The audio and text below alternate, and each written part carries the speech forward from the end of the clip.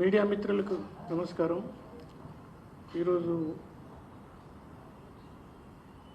ఈ meeting main ఉద్దేశం ఏంటంటే, నిన్న సీఎం గారు ఒక టీచర్స్ మీటింగ్లో నేను రిజైన్ చేయమంటే నేను చేయడానికి రెడీగా ఉన్నా. నేను ఎడ్యుకేషన్ డిపార్ట్మెంటు నాకు చాలా ఇష్టంతో మీ విద్యార్థుల భవిష్యత్తు బాగా చేయడానికి, ఇప్పుడు విద్యార్థులకు, పేరెంట్లకు, విద్యార్థులకు చదువు ఒకటే ముఖ్యం కాబట్టి దాన్ని ఇంప్రూవ్ చేయడానికే నేను ఎడ్యుకేషన్ డిపార్ట్మెంట్కు సీఎంగా తీసుకున్నా. నేను రెవెన్యూ డిపార్ట్మెంట్ కానీ లేకుంటే ఫైనాన్స్ కానీ ఆ డిపార్ట్మెంట్ తీసుకోకుండా ఇష్టంతో తీసుకున్నా అని చెప్పారు. కాంగ్రెస్ పవర్లో వచ్చే ముందు వాళ్ళు ఈ ప్రామిస్లన్నీ చేశారు. మేము పవర్లో వస్తే ఈ మొత్తం ఎడ్యుకేషన్ సెక్టార్కు, టీచర్స్కు ఇవన్నీ ఫుల్ఫిల్ చేస్తామని. ఇప్పుడు అన్ని ప్రభుత్వ పాఠశాలల్లో పనిచేసే స్టాఫ్ కానీ, పిల్లలకు కానీ మధ్యాహ్న భోజనము, తర్వాత విదేశీ విద్యకు BC, SC, ST, minority, EBC వర్గాలకు 25 lakhs వరకు ఆర్థిక సహాయం. తర్వాత అంతకుముందు గవర్నమెంట్ మూసేసిన 6,000 స్కూళ్ళను మళ్ళీ రీఓపెన్ చేస్తాము. తర్వాత ప్రతి చిన్న గ్రామానికి ఒక ప్రైమరీ స్కూల్ ఏర్పాటు చేస్తాము. ప్రతి రెవెన్యూ గ్రామానికి అప్పర్ ప్రైమరీ స్కూల్, హై స్కూల్ని ఏర్పాటు చేస్తాము. ప్రతి మండలానికి ఒక హై స్కూల్, ఒక జూనియర్ కాలేజీని ఏర్పాటు చేస్తామని చెప్పారు. ప్రతి అంటే ఎమ్మెల్సీ హెడ్ క్వార్టర్స్లో డిగ్రీ కాలేజీ, తర్వాత ఇట్లా పీఈటీ టీచర్లందరికీ అపాయింట్ చేస్తామన్నారు. తర్వాత ఎవరైతే ప్రైవేట్ కాంట్రాక్ట్ లేబర్ మీద పనిచేసే టీచర్లందరికీ కూడా శాలరీస్ పెంచుతా అన్నారు. తర్వాత ఎస్సీఆర్టీని మొత్తం రీఆంప్ చేసి ఎడ్యుకేషన్ క్వాలిటీని ఇంప్రూవ్ చేస్తా అన్నారు. ఇవన్నిట్లో కూడా ఏది ఒకటి చేయలేదు. తర్వాత నేను ఎమ్మెల్సీ అయిన తర్వాత ఈ టీచర్స్కున్న సమస్యలన్నిటి మీద ఏ సమస్యలు ఉన్నాయనేది ఒక ఐడెంటిఫై చేసాము. అదొక 25 పాయింట్స్ ఉన్నాయి. ఇవన్నీ కూడా వేరే ఏం కాదు, ఇవన్నీ కూడా వాళ్ళ ఎలక్షన్ హామీలు ఇచ్చిన ప్రామిస్లు. ఇవన్నీ కూడా ఇంతవరకు ఒక్క పాలసీ కూడా క్లియర్ చేయలేదు. ఉద్యోగులకు ఇప్పుడు 6 DAలు ఉన్నాయి. తర్వాత పిఆర్సీ వేస్తున్నారు, పిఆర్సీ వేయలేదు. తర్వాత 317 జీవో ఇదొకటి పాత గవర్నమెంట్ వాళ్ళు తీసుకొచ్చారు. వీళ్ళు కూడా దాన్ని ఇమ్మీడియట్గా అమెండ్ చేసి ప్రతి టీచర్కు ఇప్పుడు 50 కిలోమీటర్ల నుంచి 150 కిలోమీటర్లు ట్రావెల్ చేసి వాళ్ళు పాఠాలు చెప్పే పరిస్థితి ఉండే. దాన్ని అమెండ్ చేసి వాళ్ళందరినీ కూడా ఎక్కడ లోకల్గా మళ్ళీ రీఅడ్జస్ట్ చేస్తున్నారు. దానికి 190 జీవో ఒకటి ఒక జీవోను, కొత్త జీవోను తీసుకొచ్చారు, 119 జీవోను. ఆ జీవో ప్రకారం కూడా కొంతమందికి ట్రాన్స్ఫర్ ఎఫెక్ట్ అయింది. మిగతా ఇంకా చాలా మంది ఇంకా బాధపడుతారు, అదేవిధంగా ట్రావెల్ చేస్తారు. దాన్ని కూడా ఇంకా ఫుల్గా ఇంప్లిమెంట్ చేయలేదు. తర్వాత సిపిఎస్ విధానం రద్దు చేసి ఓపీఎస్ విధానం, అంటే పాత పెన్షన్ స్కీమ్ విధానం తీసుకొస్తున్నారు, అది కూడా తీసుకురాలేదు. తర్వాత ఈ డిఎస్సి 23లో కొంతమంది పాత ఎడ్యుకేషన్ పాలసీ ఉన్నప్పుడు అపాయింట్ చేశారు. కొన్ని టెక్నికల్ రీజన్తో వాళ్ళ అపాయింట్మెంట్ డిలే అయింది. అది వాళ్ళకు కూడా కొత్త ఓపీఎస్ విధానము అమలు చేయడం జరిగింది. అది కూడా ఇంతవరకు ఏం చేయలేదు. ఈ గురుకుల స్కూల్కు ఎస్సీ, ఎస్టీ, బీసీ అవన్నీ ఒకటి. ఇప్పుడు ఏమవుతుందంటే ఎస్సీ ఒక డిపార్ట్మెంట్లో ఉంటుంది, బీసీ ఒక డిపార్ట్మెంటు, ఎస్టీ ఒక department, different departments different IAS officer కంట్రోల్లో ఉంది. ఒక్కొక్క ఎడ్యుకేషన్ డిపార్ట్మెంట్ సెక్రటరీకి మిగతా సెక్రటరీకి కోఆర్డినేషన్ లేకుండా చాలా సమస్యలు ఉన్నాయి. అంటే ఒకటే స్కూల్ ఎడ్యుకేషన్లో ఒక 10 రకాల స్కూల్స్, 10 రకాల అడ్మినిస్ట్రేషన్స్. ఇక్కడ డిఓ అడ్మినిస్ట్రేషను, అక్కడ ఎస్ఓ అడ్మినిస్ట్రేషను, తర్వాత ఇక్కడ ఎడ్యుకేషన్ సెక్రటరీ వేరు, అక్కడ సోషల్ వెల్ఫేర్ సెక్రటరీ వేరు, ఎస్టీ వెల్ఫేర్ సెక్రటరీ వేరు, బీసీ వెల్ఫేర్ సెక్రటరీ వేరు. దాంతో చాలా కన్ఫ్యూషన్ ఉండి ఒకటే ఎడ్యుకేషన్, స్కూల్ ఎడ్యుకేషన్లని so many number of schools, so many దాంతో అకాడమిక్ అడ్మినిస్ట్రేషన్ లేదు. తర్వాత ఎవ్రీ ఇయర్కు ఇయర్ స్టార్ట్ అయ్యే ముందే టీచర్లను ట్రాన్స్ఫర్ చేసి వాళ్ళకి ప్రమోషన్లు ఇచ్చి ఎక్కడెక్కడ ఏ టీచర్ని అపాయింట్ చేయాలో అక్కడ అపాయింట్ చేయాలి. అది కూడా జరగట్లేదు. ప్రతి డిస్టిక్ ఒక డిఈఓ ఉండాలి, ఒక డిప్యూటీ డిఈఓ ఉండాలి, ప్రతి మండలికి ఒక ఎంఈఓ ఉండాలి. ఇవన్నీ పోస్టులు ఖాళీ ఉన్నాయి. డిఓ పోస్టులు అన్నీ కూడా రెవెన్యూ ఆఫీసర్స్, సబ్ కలెక్టర్ కానీ, అడిషనల్ కలెక్టర్ కానీ, లేకుంటే ఆర్డీఓ ఇన్ఛార్జ్ ఇచ్చారు. వాళ్ళు ఇన్ఛార్జ్ తీసుకొని 6 నెలలు కాగానే వాళ్ళు ట్రాన్స్ఫర్ అయిపోతారు. ఒకటి అక్కడ అడ్మినిస్ట్రేషన్ ఏం బాగాలేదు. తర్వాత హాస్టల్స్లో మన ప్రతి హాస్టల్ స్టూడెంట్కు వాళ్ళకు మన ఫుడ్ క్వాలిటీ కానీ ఛార్జెస్ పెంచుతా అని చెప్పారు. ఆ ఛార్జెస్ ఏం పెంచలేదు. దాంతో ఎవ్రీడే మీరు పేపర్లో చూస్తూ ఉంటారు, ప్రతి హాస్టల్లో ఎక్కడో ఒక దగ్గర ఫుడ్ పాయిజనింగ్, దాంతో చాలా విద్యార్థులు సఫర్ అవుతారు. తర్వాత నేను 2-3 స్కూల్స్ విజిట్ చేసి అక్కడ మాట్లాడితే ఏమవుతుందంటే వాళ్ళు ఈ సప్లై చేసేవాళ్ళు ఫ్రిడ్జ్లో పెట్టి పాత ఫుడ్ ఐటమ్స్ వాళ్ళు వండి పెట్టడం, దాంతో ఫుడ్ అవుతుంది. అదంతా రీజన్ ఏందని కనుక్కుంటే ఏమవుతుందంటే ఈ కాంట్రాక్టర్లకు పేమెంట్ టైంలో ఇవ్వట్లేదు. దాంతో వీళ్ళు పేమెంట్ సరిగ్గా ఇవ్వట్లేదు కాబట్టి అఫీషియల్ కూడా వాళ్ళ మీద కంట్రోల్ లేదు, దాంతో క్వాలిటీ పోతుంది. అయితే గవర్నమెంట్ ఇప్పుడు కొత్త ప్రతి మండలికు, ప్రతి డిస్టిక్ ఈ న్యూ పబ్లిక్ స్కూల్స్ అని తీసుకొస్తారు. దాన్ని ఒక స్కూల్ తీసుకొచ్చారు మోడల్గా. అది ఓన్లీ డైవర్ట్ చేయడానికి తీసుకొచ్చారు. ఉన్న స్కూల్స్లో టీచర్స్ ఉంటే స్టూడెంట్స్ లేరు, స్టూడెంట్స్ ఉంటే టీచర్స్ లేరు. ఇక్కడ 2 ఉన్నాయో అక్కడ మెయింటెనెన్స్ లేదు, వాష్రూమ్స్ ప్రాబ్లమ్స్ ఉన్నాయి. ప్రతి గవర్నమెంట్ స్కూల్స్లో చాలా వరకు హాస్టల్స్ వాష్రూమ్స్ పొజిషన్ ఈ విధంగా ఉన్నాయి. ఇయర్స్ నుంచి వాష్రూమ్స్ లేదు. నేను చాలా స్కూల్స్ విజిట్ చేశాను, ఒక్క స్కూల్ కూడా ఫంక్షనింగ్ లేదు. స్కూల్ అంటే ఒకటి ఫెసిలిటీ లేదు, ఫెసిలిటీ ఉంటే ఫంక్షనింగ్ లేదు, ఫంక్షనింగ్ ఉంటే వాటర్ లేదు. తర్వాత వాళ్ళు క్లీన్ చేసే వాళ్ళ ఎంప్లాయీస్ కూడా టైంలో శాలరీస్ ఇవ్వట్లేదు, దాంతో మెయింటెనెన్స్ కావట్లేదు. కాబట్టి విద్యా విధానం అనేది స్టేట్లో చాలా అధ్వాన పొజిషన్లో ఉంది. కాబట్టి దాన్ని ఇంప్రూవ్ చేయాలంటే వీళ్ళు ఏం చేశారు, ఎడ్యుకేషన్ ఇంప్రూవ్ కావాలంటే వాళ్ళే మేనిఫెస్టోలు చెప్పారు. ఇప్పుడు 5%, 6% ఉంది, మేము 15% బడ్జెట్లో అలొకేషన్ తీసుకొస్తాను. ఇండియాలో లోయెస్ట్ బడ్జెట్ అలొకేషను మన తెలంగాణ గవర్నమెంట్లో ఎడ్యుకేషన్కు. మేము కూడా చాలాసార్లు డిమాండ్ చేసాము పార్టీ తరఫున, బీజేపీ తరఫున. మా బీజేపీ రూల్లో ఉన్న స్టేట్లో ప్రతి స్టేట్లో కూడా 15%, 16%, 18% ఉంది. ఈవెన్ గవర్నమెంట్ ఆఫ్ ఇండియాలో కూడా బడ్జెట్ 16% ఉంది ఎడ్యుకేషన్. కాబట్టి ఏ విధంగా ఏ పారామీటర్ చూసినా మన స్టేట్లో ఎడ్యుకేషన్ వ్యవస్థ చాలా అద్భుతంగా ఉంది. అయితే రిటైర్డ్ ఎంప్లాయీస్కు వాళ్ళ ఓన్ సేవింగ్ చేసుకున్న మనీ, జీపీఎఫ్ కానీ ఈపీఎఫ్ కానీ వాళ్ళ ఓన్ మనీ వాళ్ళకు ఇవ్వలేని పరిస్థితి ఉంది. దాంతో వాళ్ళు అప్పులు చేసుకొచ్చి వాళ్ళ ఇళ్ళకి ఈఎంఐలు కడుతురు. అంటే ఇక్కడ ఈఎంఐ ఇంట్రెస్ట్ కడుతురు, ప్లస్ మళ్ళీ ప్రైవేట్ అప్పులు తీసుకొచ్చి మళ్ళీ ఈఎంఐ పే చేస్తారు. వాళ్ళ పిల్లలు అబ్రాడ్ పంపాలంటే లోన్ తీసుకొని పంపిస్తారు. చాలామంది ఎంప్లాయీస్ కొంతమంది చనిపోయారు.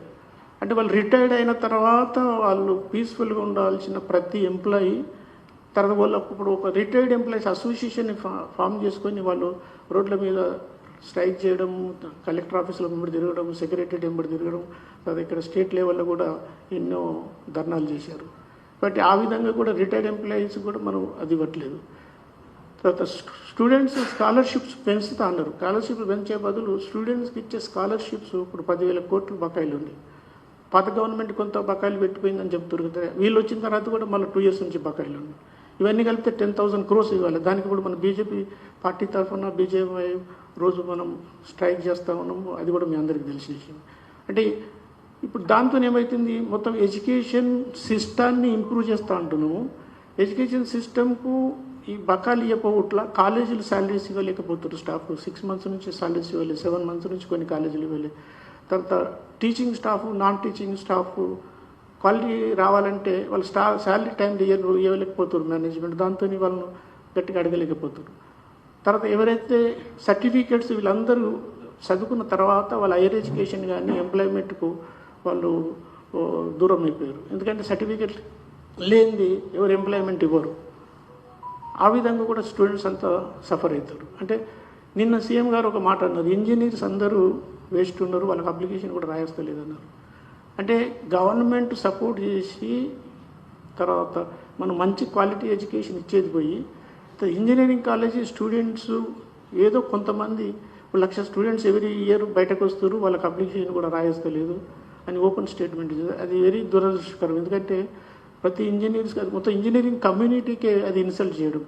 అంటే ఇంజనీరింగ్ అనే ఎడ్యుకేషన్కు, ఇండియాకు, వరల్డ్కు ఇన్ఫ్రాస్ట్రక్చర్ డెవలప్మెంట్ కానీ, కంట్రీ డెవలప్ కానీ ఇంజనీర్సే చాలా ముఖ్యం. ఇప్పుడు మనం రాకెట్ కనుక్కున్నాం, ఆర్ డిఆర్డిఓ సైంటిస్టులు ఉన్నారు, వీళ్ళందరూ కూడా ఇంజనీర్సే.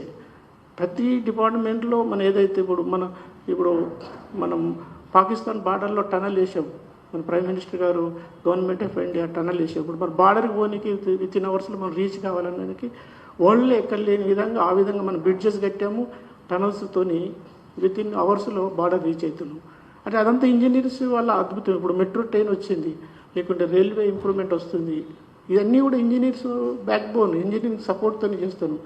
కాబట్టి సీఎం గారు మరి ఆ విధంగా అనడం మరి చాలా ఎవరు మిస్గైడ్ చేశారో తెలియదు, కానీ చాలా దురదృష్టకరం. ఇంజనీరింగ్ అనేది, ఇంజనీరింగ్తోనే మన ఇండియా కానీ వరల్డ్ కానీ మొత్తం ఇన్ఫ్రాస్ట్రక్చర్గా డెవలప్ కావాలంటే ప్రతి దానిలో ఇప్పుడు మన ఆపరేషన్ సింధూర్ మనం చేసాము, దానికి ఇంజనీర్స్లో అద్భుతమే.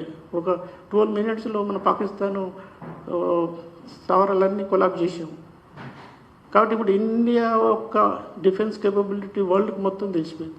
కాబట్టి ఆ విధంగా అనడం చాలా తప్పు. కాబట్టి సీఎం గారు ఏదైతే హామీలు ఇచ్చారో, ఆయన పిసిసి ప్రెసిడెంట్గా కాంగ్రెస్ గవర్నమెంట్ ఇచ్చిన హామీలన్నీ కూడా ఫెయిల్ అయినాయి. కాబట్టి మా బీజేపీ తరఫున మేము డిమాండ్ చేసేది ఏంటంటే, సీఎం గారు రిజైన్ చేసి ఒక ప్రాపర్ ఎడ్యుకేటెడ్ నాలెడ్జబుల్ మన ఎడ్యుకేషన్ మినిస్టర్గా, విద్యాశాఖకు సపరేట్ ఒక ఫుల్ ఫ్లెడ్జ్డ్ మినిస్టర్ ఉంటే అప్పుడు teachers problems, students problems, higher education problems అవన్నీ కూడా సార్ట్ అవుట్ అవుతాయని మా డిమాండ్. అదేవిధంగా ఇప్పుడు ఎన్ఈపీ 2020 ఆఫ్టర్ 34 years తర్వాత మన గవర్నమెంట్ మోడీ గారు ఒక దానికి కస్తూరి రంగన్ కమిటీ వేసి దాన్ని ఆల్ ఓవర్ ఇండియా వరల్డ్లో ఉన్న కాలేజీలన్నీ స్టడీ చేసి ఎడ్యుకేషన్ విధానం, ఫిన్లాండ్ ఎడ్యుకేషన్ అంతా స్టడీ చేసి స్కూల్ ఎడ్యుకేషను, హైయర్ ఎడ్యుకేషను దానికి ఫుల్ ఫ్లెడ్జ్డ్గా నామ్స్ తీసుకొచ్చారు, యాక్ట్ తీసుకొచ్చారు. అంటే చాలా బోల్డ్ డిసిషన్. ఎందుకంటే కాంగ్రెస్ గవర్నమెంట్ కానీ ఏ గవర్నమెంట్ కూడా న్యూ ఎడ్యుకేషన్ పాలసీ తీసుకోలేదు. ఇది one of the best education policy in the world. దాన్ని మన తెలంగాణ ప్రభుత్వం ఇంతవరకు అమలు చేయలేదు. కాబట్టి ఇప్పుడు ఏం చేస్తారు, తెలంగాణ న్యూ పాలసీ అని ఒకటి తీసుకొచ్చారు, ఒక కమిటీ వేశారు, ఉన్నాయన్నీ ఎన్ఈపీలకి కాపీ కొట్టారు, కానీ ఓన్లీ టైటిల్ మాత్రం పేరు చేంజ్ చేశారు. చేంజ్ చేసుకొని మేము అదే అన్నాం కౌన్సిల్లో కానీ మా మీటింగ్లో కూడా ఏం చెప్పామంటే, మీరు తెలంగాణ పాలసీ అని పెట్టండి, ఏదో చేయండి, కానీ తీసుకురండి. దాంతో స్కూల్ ఎడ్యుకేషన్లో ఈ బట్టి కొట్టి పాస్ అయ్యే సిస్టమ్ పోయి ప్రాక్టికల్ ఎడ్యుకేషన్, స్కూల్ ఎడ్యుకేషన్లో 5+3+3+4 ఈ న్యూ ఎడ్యుకేషన్ పాలసీ చాలా బెస్ట్ పాలసీ ఉంది వాళ్ళు. ఇప్పుడు మన ఇండియా నుంచి అబ్రాడ్కు ఎవ్రీ ఇయర్ మనం 1 billion రూపీస్ మనం ఫారెన్ కరెన్సీ వేస్ట్ చేస్తున్నాం. ఇంకో 5-10 yearsలో మా బీజేపీ గవర్నమెంట్ మోడీ గారి ప్రభుత్వం వచ్చిన తర్వాత ఇప్పుడు 18 ఫారెన్ యూనివర్సిటీస్ ఇండియాస్లో డైరెక్ట్ వచ్చేసి ఢిల్లీ కానీ, బాంబే కానీ, బెంగళూరు, పూణేలో. కాబట్టి అట్లా ఇంకా చాలా యూనివర్సిటీస్ అన్నీ ఇండియాకి వస్తాయి. అప్పుడు మన స్టూడెంట్స్ ఇక్కడనే చదువుకుంటారు, ఇక్కడే పాస్ అవుతారు. ఈ అప్పులు తీసుకొచ్చి పంపించేది కూడా అవసరం ఉండదు. కాబట్టి బీజేపీ తర్వాత మేము డిపెండ్ చేసేది ఏంటంటే ఎన్ఈపీ పాలసీని ఇంప్లిమెంట్ చేయాలి. అందులో స్కూల్ ఎడ్యుకేషన్, తర్వాత స్కూల్ ఎడ్యుకేషను, తర్వాత higher education government of India ఏ విధంగా అయితే ఇప్పుడు అమెండ్ చేస్తుందో యాక్ట్ను, ఆ విధంగా స్టేట్ గవర్నమెంట్ కూడా అమెండ్ చేస్తే ఈ అన్ని స్కూల్స్ అప్ టు ఇంటర్మీడియట్ వరకు ఒకటే అంబ్రెల్లా కింద వస్తాయి. ఎస్టీ, బీసీ ఇవన్నీ జూనియర్ కాలేజీలు, స్కూల్స్, ఈ సో మెనీ డివిజన్స్ ఉండకుండా కామన్ అంబ్రెల్లా కింద వస్తుంది, కామన్ అడ్మినిస్ట్రేషన్ ఉంటుంది, అప్పుడు గవర్నెన్స్ బాగుంటుంది. కాబట్టి ఎన్ఈపీ పాలసీని కూడా ఇమ్మీడియట్గా తీసుకురావాలి. తర్వాత స్కాలర్షిప్స్ కూడా ఇమ్మీడియట్గా రీఎంబర్స్మెంట్ ఇవ్వాలి. రిటైర్డ్ ఎంప్లాయీస్ అందరికీ కూడా వాళ్ళకి ఎలిజిబుల్, వాళ్ళకి ఇచ్చే డబ్బులన్నీ కూడా ఇమ్మీడియట్గా ఇవ్వాలి. తర్వాత టెట్ అనేది ఒకటి కొత్తది, టీచర్లకు కూడా 30 ఏళ్ళు, 40, 25 ఏళ్ళు పనిచేసిన వాళ్ళు కొత్త ఎగ్జామ్ పాస్ కావాలని ఒక కొత్త ప్రాబ్లం వచ్చింది. దానికి ఎన్సీఆర్టీకి ఫుల్ పవర్స్ ఉన్నాయి.